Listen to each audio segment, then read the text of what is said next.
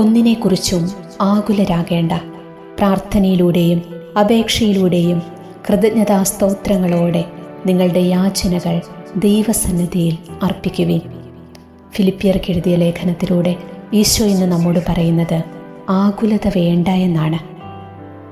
നിന്റെ ദൈവം എല്ലാം കാണുന്നവനാണ്, എല്ലാം അറിയുന്നവനാണ്. ആ നല്ല ദൈവത്തിൻ്റെ മുൻപിൽ നമ്മെ തന്നെ നമുക്ക് സമർപ്പിക്കാം.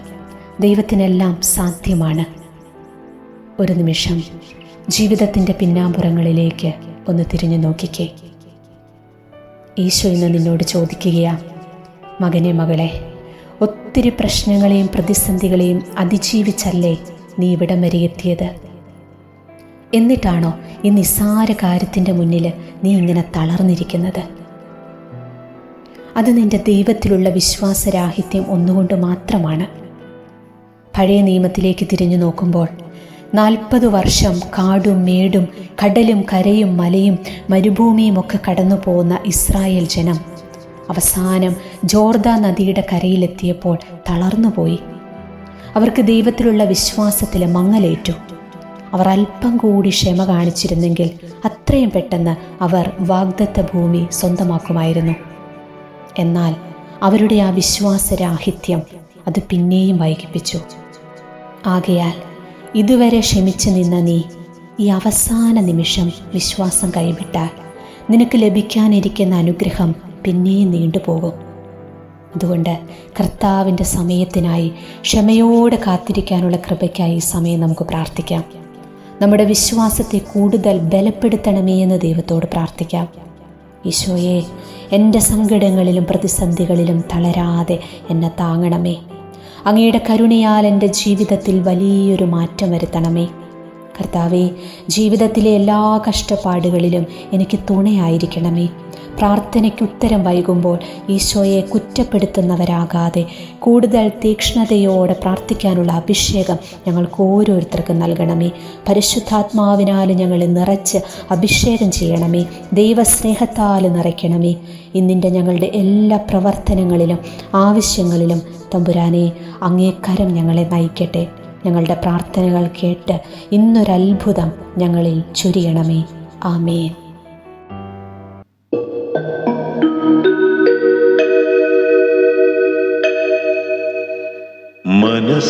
മനസ്സാകുമെങ്കിൽ നിനക്കെന്നെ നാഥ പരിശുദ്ധനാക്കാൻ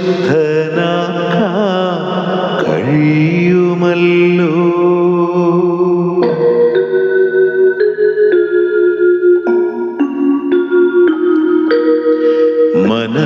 മനസ്സാകുമെങ്കിൽ നിനക്കെന്നെ നാഥ പരിശുദ്ധനാക്കാൻ കഴിയുമല്ലോ. മനസ്സാകുമെങ്കിൽ നിനക്കെൻ്റെ അപരാധമെല്ലാം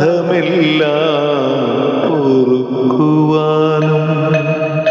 മനസ്സാകുമെങ്കിൽ നിനക്കെന്നെ നാഥ പരിശുദ്ധനാക്കാൻ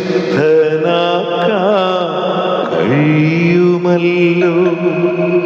മനസ്സാകുമെങ്കിൽ നിനക്കെൻ്റെ അപരാധമെല്ലാം പൊറുക്കുവാനും.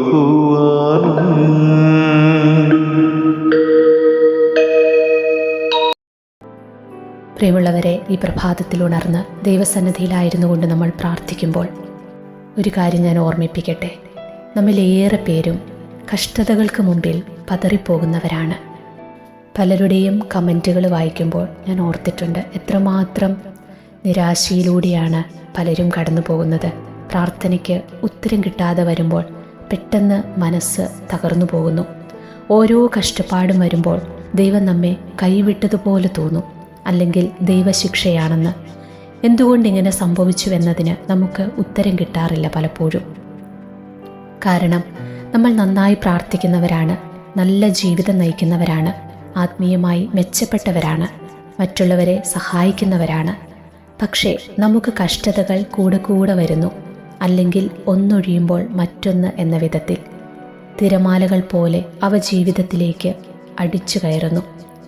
ഇങ്ങനെ പല വിധത്തിലുള്ള കഷ്ടതകളിലൂടെ കടന്നു പോകുന്നവരോടായി ഇന്ന് ഈശോ പറയുന്നത് യേശയ്യായുടെ പുസ്തകം 48-ാം അധ്യായം 10-ാം തിരുവചനം വായിക്കാനാണ്.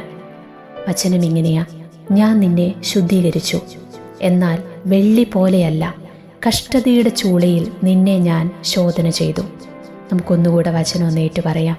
ഞാൻ നിന്നെ ശുദ്ധീകരിച്ചു, എന്നാൽ വെള്ളി പോലെയല്ല, കഷ്ടതയുടെ ചൂളയിൽ നിന്നെ ഞാൻ ശോധന ചെയ്തു. സ്വർണമോ വെള്ളിയോ പോലെയല്ല ദൈവം നമ്മെ ശുദ്ധീകരിക്കുന്നത്, മറിച്ച് കഷ്ടതയുടെ ചൂളയിലാണ് ശുദ്ധീകരിക്കുന്നത്.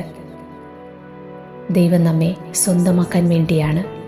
അതുകൊണ്ട് ഒരിക്കലും നാം കഷ്ടതയിൽ നിരാശരാകരുത്. ദൈവത്തിന് ഓരോ വഴികളുണ്ട്. ആ വഴികളിലൂടെ ദൈവം നടത്തിക്കോളും. നാം നിരാശരാകാതിരുന്നാൽ മാത്രം മതി.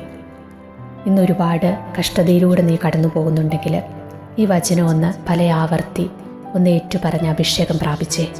ഞാൻ നിന്നെ ശുദ്ധീകരിച്ചു, എന്നാൽ വെള്ളി പോലെയല്ല, കഷ്ടതയുടെ ചൂളയിൽ നിന്നെ ഞാൻ ശോധന ചെയ്തു. ദൈവമേ, സഹനങ്ങളെ, പരീക്ഷണങ്ങളെ എല്ലാം നല്ല മനസ്സോടെ സന്തോഷത്തോടെ സ്വീകരിക്കുവാനുള്ള കൃപ ഞങ്ങൾക്ക് ഓരോരുത്തർക്കും തരയണമേ. കഷ്ടതയിൽ തകർന്നു പോകാതെ, നിരാശപ്പെട്ടു പോകാതെ, കൂടുതൽ വിശ്വാസത്തിൽ ആഴപ്പെട്ട് ജീവിക്കുവാനുള്ള കൃപ എല്ലാ മക്കൾക്കും കൊടുത്ത് അനുഗ്രഹിക്കണമേ എന്ന് ഈ പ്രഭാതത്തിൽ ഞാൻ പ്രാർത്ഥിക്കുന്നു. നമുക്കെല്ലാവർക്കും ഒന്നിച്ച് സാത്താനെ അന്ധനാക്കുന്ന ഈ ഐക്യപ്രാർത്ഥന ചൊല്ലിക്കൊണ്ട് തിന്മയുടെ എല്ലാ അന്ധകാര സ്വാധീനങ്ങളിൽ നിന്നും സംരക്ഷണം നേടാനായിട്ട് പ്രാർത്ഥിക്കാം.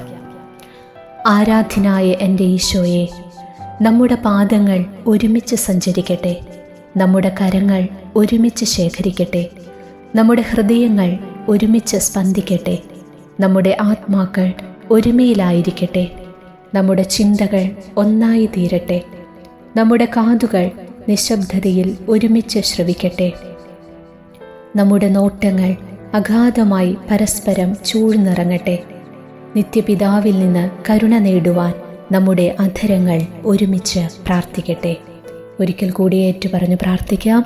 ആരാധ്യനായ എൻ്റെ ഈശോയെ, നമ്മുടെ പാദങ്ങൾ ഒരുമിച്ച് സഞ്ചരിക്കട്ടെ, നമ്മുടെ കരങ്ങൾ ഒരുമിച്ച് ശേഖരിക്കട്ടെ, നമ്മുടെ ഹൃദയങ്ങൾ ഒരുമിച്ച് സ്പന്ദിക്കട്ടെ, നമ്മുടെ ആത്മാക്കൾ ഒരുമയിലായിരിക്കട്ടെ, നമ്മുടെ ചിന്തകൾ ഒന്നായി തീരട്ടെ, നമ്മുടെ കാതുകൾ നിശബ്ദതയിൽ ഒരുമിച്ച് ശ്രവിക്കട്ടെ, നമ്മുടെ നോട്ടങ്ങൾ അഗാധമായി പരസ്പരം ചൂഴ്ന്നിറങ്ങട്ടെ, നിത്യപിതാവിൽ നിന്ന് കരുണ നേടുവാൻ നമ്മുടെ അധരങ്ങൾ ഒരുമിച്ച് പ്രാർത്ഥിക്കട്ടെ.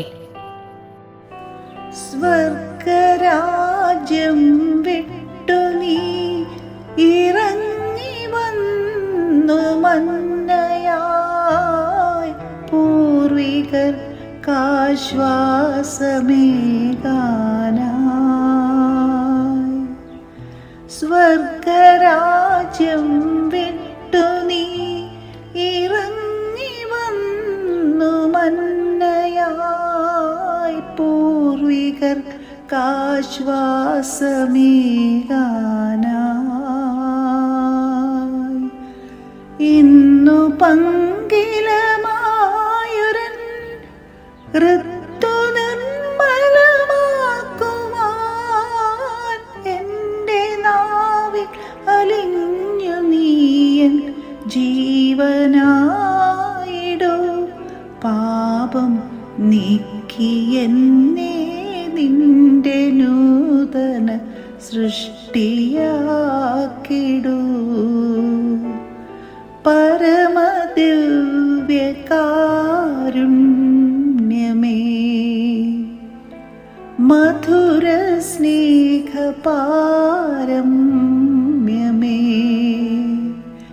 വരിക എന്നിൽ വാഴുവാൻ, തരണി നിന്റെ കൃപാവരം. മഹിതമി കൂദാശയിൽ നാഥാ, പരമദിവ്യകാരുണ്യമേ. കർത്താവിൻ്റെ അനുഗ്രഹത്തിനായി നിയമാവർത്തന പുസ്തകം 28-ാം അധ്യായം 1 മുതൽ 14 വരെയുള്ള തിരുവചനങ്ങൾ വായിച്ച് ഈ സമയം നമുക്ക് പ്രാർത്ഥിക്കാം. നിന്റെ ദൈവമായ കർത്താവിൻ്റെ വാക്ക് കേട്ട് ഇന്നു ഞാൻ നിനക്ക് നൽകുന്ന കൽപ്പനകളെല്ലാം സൂക്ഷ്മമായി പാലിക്കുമെങ്കിൽ അവിടുന്ന് നിന്നെ ഭൂമിയിലെ മറ്റെല്ലാ ജനതകളേക്കാൾ ഉന്നതനാക്കും. അവിടുത്തെ വചനം ശ്രവിച്ചാൽ അവിടുന്ന് ഈ അനുഗ്രഹങ്ങളെല്ലാം നിന്റെ മേൽ ചൊരിയും. നഗരത്തിലും വയലിലും നീ അനുഗ്രഹീതനായിരിക്കും. നിന്റെ സന്തതികളും വിളവുകളും മൃഗങ്ങളും കന്നുകാലിക്കൂട്ടവും ആട്ടിൻപറ്റവും അനുഗ്രഹിക്കപ്പെടും. നിന്റെ അപ്പക്കുട്ടയും മാവ് കുഴയ്ക്കുന്ന കലവും അനുഗ്രഹിക്കപ്പെടും. സകല പ്രവർത്തികളിലും നീ അനുഗ്രഹീതനായിരിക്കും. നിനക്കെതിരെ വരുന്ന ശത്രുക്കളെ നിന്റെ മുൻപിൽ വെച്ച് കർത്താവ് തോൽപ്പിക്കും. നിനക്കെതിരായി അവർ ഒരു വഴിയിലൂടെ വരും, 7 വഴിയിലൂടെ പലായനം ചെയ്യും. നിന്റെ കളപ്പുരകളിലും നിന്റെ പ്രയത്നങ്ങളിലും കർത്താവ് അനുഗ്രഹം വർഷിക്കും. നിന്റെ ദൈവമായ കർത്താവ് നിനക്ക് തരുന്ന ദേശത്ത് അവിടുന്ന് നിന്നെ അനുഗ്രഹിക്കും. അവിടുത്തെ കൽപ്പനകൾ പാലിച്ച് അവിടുത്തെ മാർഗത്തിൽ ചരിച്ചാൽ കർത്താവ് നിന്നോട് ശപഥം ചെയ്തിട്ടുള്ളതുപോലെ നിന്നെ തൻ്റെ വിശുദ്ധ ജനമായി ഉയർത്തും.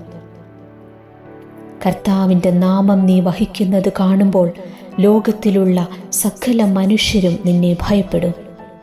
നിനക്ക് നൽകാമെന്ന് നിന്റെ പിതാക്കന്മാരോട് ശപഥം ചെയ്തിട്ടുള്ള ദേശത്ത് കർത്താവ് ധാരാളം മക്കളെയും കന്നുകാലികളെയും നിനക്ക് തരും. സമൃദ്ധമായ വിളവ് നൽകി അവിടുന്ന് നിന്നെ സമ്പന്നനാക്കും.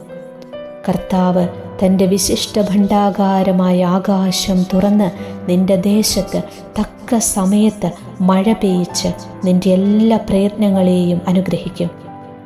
അനേകം ജനതകൾക്ക് നീ കടം കൊടുക്കും. നിനക്ക് കടം വാങ്ങേണ്ടി വരികയില്ല. കർത്താവ് നിന്നെ ജനതകളുടെ നേതാവാക്കും. നീ ആരുടെയും ആജ്ഞാനുവർത്തിയായിരിക്കുകയില്ല. ഇന്നു ഞാൻ നിനക്ക് നൽകുന്ന നിന്റെ ദൈവമായ കർത്താവിൻ്റെ കൽപ്പനകൾ ശ്രവിച്ച് അവ ശ്രദ്ധാപൂർവം പാലിക്കുമെങ്കിൽ നിനക്ക് അഭിവൃദ്ധിയുണ്ടാകും. നിനക്കൊരിക്കലും അധോഗതിയുണ്ടാവുകയില്ല. ഞാനിന്ന് കൽപ്പിക്കുന്ന ഈ കാര്യങ്ങളിൽ നിന്ന് ഇടം വലം വ്യതിചലിക്കരുത്. അന്യദേവന്മാരെ അനുഗമിക്കുകയോ സേവിക്കുകയോ അരുത്. ദൈവമായ കർത്താവിന് സ്തുതി. ഓ യേശുവേ, ഈ പ്രഭാതത്തിൽ ഉണർന്ന് ഈ വചനമേറ്റു പറഞ്ഞ് ഞങ്ങൾ പ്രാർത്ഥിക്കുമ്പോൾ ഈ വചനത്തിൻ്റെ അഭിഷേകം ഞങ്ങളുടെ കുടുംബത്തിലേക്ക്, മക്കളുടെ ജീവിതങ്ങളിലേക്ക്, തലമുറകളിലേക്കെല്ലാം വ്യാപരിക്കട്ടെ എന്ന് പ്രാർത്ഥിക്കുന്നു. ഈ വചനം ഞങ്ങളുടെ കുടുംബത്തിൽ ഇന്ന് മാംസം ധരിക്കട്ടെ. ഞങ്ങളുടെ വിവിധങ്ങളായ ആവശ്യങ്ങളിലേക്ക് ഈ വചനത്തിൻ്റെ ശക്തി നിറയട്ടെ എന്ന് പ്രാർത്ഥിക്കുന്നു. ആമേൻ.